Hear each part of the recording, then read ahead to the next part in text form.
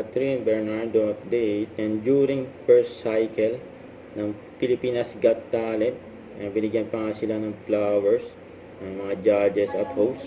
Ito sa post ni Kuya Robby at si Melay. Session na.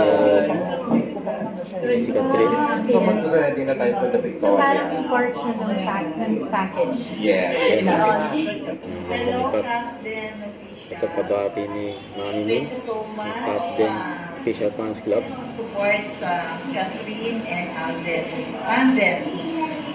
Sana magkita-kita pa tayo sa mga ibang proyekto and sa mga susunod na ganito pagkikita. Sana nandito din kayo. Yan o. So ito pa si Tita Long. Gusto ko rin mga Catherine.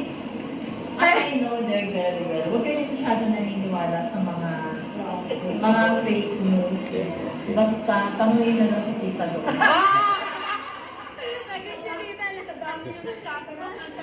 Ang galit ni Mami Min. Ito pa nga o.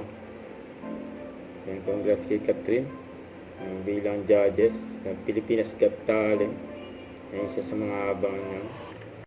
Don't forget to subscribe and click the notification bell for more updates. This is with Charlie Action Vlog. Stay tuned for more videos.